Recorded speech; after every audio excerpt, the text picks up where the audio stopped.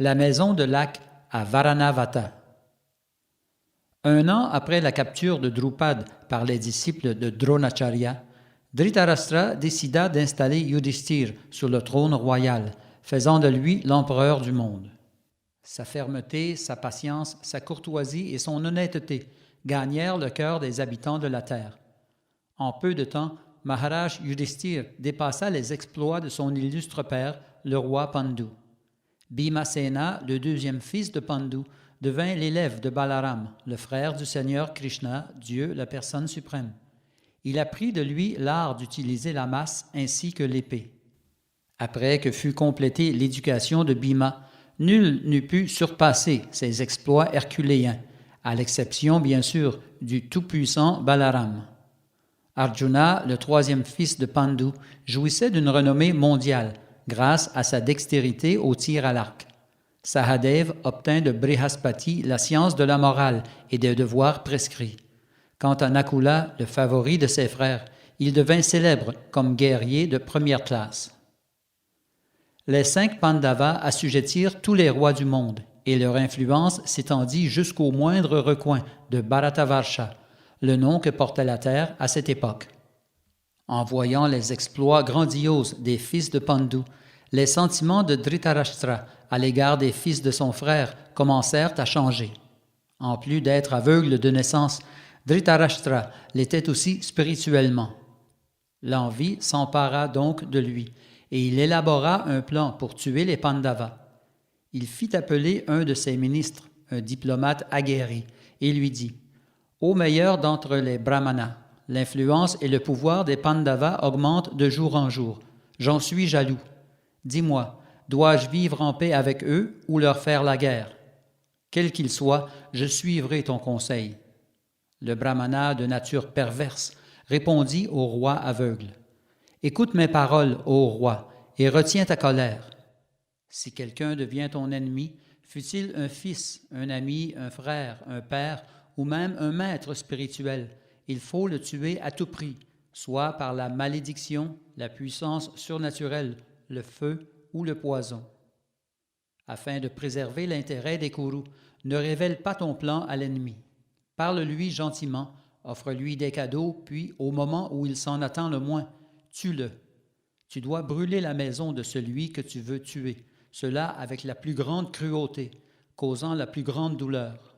Frappe-le de façon qu'il ne se relève plus jamais. Ô roi, protège-toi contre les fils de Pandu, car ils sont plus puissants que tes propres fils. Agis de façon que les fils de ton frère ne te soupçonnent pas. » Puis, Kamika, le prétendu Brahmana, retourna dans ses appartements, et le roi Dhritarashtra se mit à réfléchir sur ce qui venait d'être dit. Les citoyens d'Hastinapur devinrent intimement liés aux fils de Pandu grâce aux vertus de ces derniers. Tous étaient contents d'avoir pour monarque Yudhishthir. Sur la place du marché, dans les maisons, à la campagne, partout l'on chantait les gloires des Pandavas. En entendant les propos élogieux des citoyens à l'égard de ses cousins, Duryodhana devint de plus en plus triste et déprimé. Et rongé par l'envie, il se rendit chez Dhritarashtra, son père, afin de lui parler ainsi. « Père, j'ai vu et entendu comment les citoyens apprécient les Pandavas. Ils acceptent que Yudhishthir dirige le royaume. Qu'adviendra-t-il alors de nous? Si Yudhishthir est intronisé, nous et nos enfants serons exclus de la descendance royale. Passons immédiatement aux actes. Approprions-nous le royaume et attirons-nous la sympathie de la population. » Empreint d'affection pour son fils maudit, Dhritarashtra planifia de faire brûler les Pandavas dans une maison à Varanavata. Un jour, à l'assemblée d'Hastinapur, certains conseillers du roi se mirent à louanger Varanavata. Ils en avaient reçu l'ordre de Dhritarashtra. Ils disaient comment cette ville était belle et comment les citoyens y étaient honnêtes.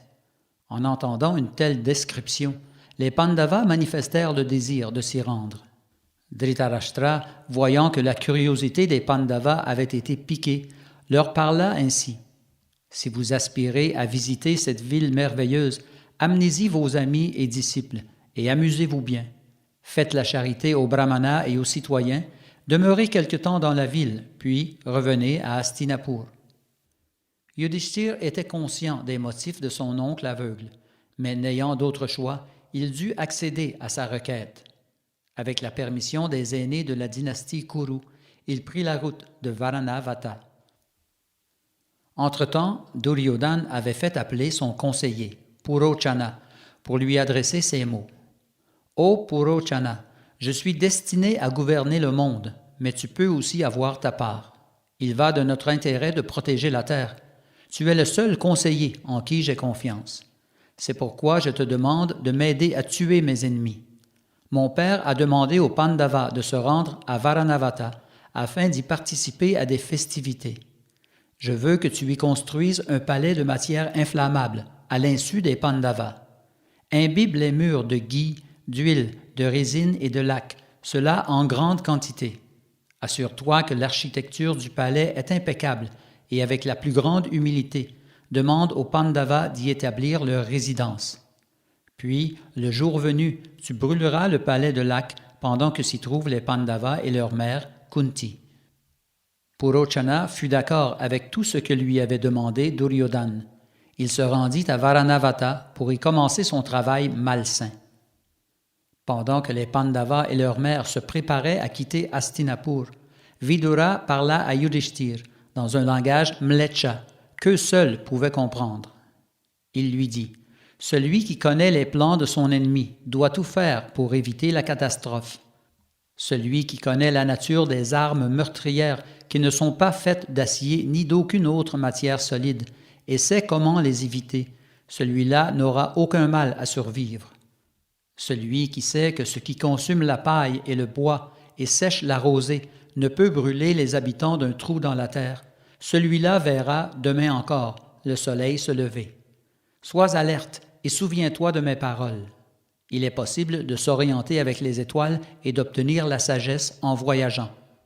Quant à celui qui maîtrise ses sens, il n'a rien à craindre de ses ennemis. » Après avoir entendu ces paroles, Yudhishthir répondit « J'ai compris ton message. » Puis Vidura s'en retourna chez lui, après avoir souhaité bon voyage aux Pandavas. Kunti demanda alors à son fils Yudhishthir « De quoi parliez-vous, toi et Vidura? Personne ne comprenait votre langage. Si tu m'en juges digne, j'aimerais savoir ce qu'il t'a dit. » Yudhishthir répondit à sa mère « Le bon Vidura m'a averti que le palais qui nous attend a été bâti avec de la matière inflammable. Il m'a dit aussi qu'un moyen d'évasion nous serait révélé et que celui qui maîtrise ses sens deviendra le roi de la terre. » Puis je lui ai dit que j'avais bien compris son message. Les Pandavas se rendirent alors dans la ville de Varanavata, où ils furent accueillis par des milliers de citoyens désireux de les rencontrer. On leur fit visiter la ville, puis l'ignoble Purochana leur montra le palais de lac. Yudhishthir, le meilleur d'entre les vertueux, inspecta le palais pour ensuite dire à Bhima « Ô vainqueur des ennemis, cette maison est vraiment bâtie avec de la matière inflammable. L'ennemi a construit cette maison avec de la résine, de la paille et du bambou, et le tout fut enduit de ghee. Purochana vivra dans le palais avec nous, pour éventuellement nous réduire en cendres, avant même que nous puissions réagir. Notre oncle bienveillant, Vidura, m'a dit que Duryodhana avait fait construire ce palais pour nous y faire mourir. » Ayant écouté Yudhishthir, Bhima lui répondit « Si tel est le cas, nous devrons vivre ailleurs dans la ville. » Yudhishthir lui dit « Il me semble que nous devrions tout de même vivre ici, mine de rien. Toutefois, restons sur nos gardes. Si Purochana s'aperçoit que nous avons détecté son plan, il tentera peut-être de brûler la maison immédiatement. Et si nous fuyons, Duryodhana tentera de nous faire assassiner par ses espions. Laissons-lui croire que nous sommes morts par le feu. Le temps venu, nous nous évaderons. » Après un certain temps, un ami de Vidura, expert dans l'excavation, vint visiter les Pandavas. En privé, il parla à Yudhishthir. « Je suis envoyé par Vidura et je sais comment creuser le sol. Purochana mettra le feu à cette maison 14 jours après la nouvelle lune, selon un plan conçu par Duryodhana. Un jour, Vidura et toi-même avez échangé quelques propos dans un langage mlecha. Je dis cela pour te prouver que je suis vraiment envoyé par votre oncle. » Yudhishthir répondit au mineur. « Je sais que tu es un ami fidèle de notre oncle Vidura. Cette grande maison a été construite avec des matériaux facilement inflammables et on n'y trouve pas beaucoup de portes. Je veux que tu creuses un tunnel à partir du centre de la maison jusqu'à la rivière Yamuna. Moi et mes frères passerons nos journées à chasser dans la forêt. Ainsi, l'ignoble Purochana ne sera pas au courant de ton travail. Fais en sorte que le plancher soit bien recouvert, de façon à ce que personne ne puisse détecter le tunnel. » Le mineur accepta la proposition de Yudhishthir et dès le lendemain, il se mit à l'ouvrage. Chaque jour, les Pandavas se rendaient dans la forêt en compagnie de Purochana et affichaient un air satisfait. Ils vécurent ainsi dans le palais pendant une année complète. Purochana était content de voir que les Pandavas vivaient joyeusement dans le palais sans aucun soupçon. En constatant le bonheur de Purochana, Yudhishthir parla ainsi à ses frères. « Nous avons bien déjoué jusqu'à présent le cruel Purochana. Le temps est venu, je crois, de nous évader. Incendions le palais et laissons-y mourir Purochana, puis nous quitterons les lieux à l'insu de tous. » Yudhishthir organisa alors une fête dans le palais de Lak. À la fin de la soirée, après le départ de tous les invités, Purochana, ivre, s'endormit sur le plancher. Or, en cette occasion, une pauvre femme était venue à la fête avec ses 5 enfants, croyant y obtenir la charité. Eux aussi étaient ivres et inconscients. C'était maintenant la nuit. Soudain, un vent violent se leva et Yudhishthir ordonna à Bhima d'incendier la maison. Bhima commença par allumer la chambre où dormait Purochana, pour ensuite mettre le feu dans les autres pièces. En un rien de temps, tout le palais s'enflamma.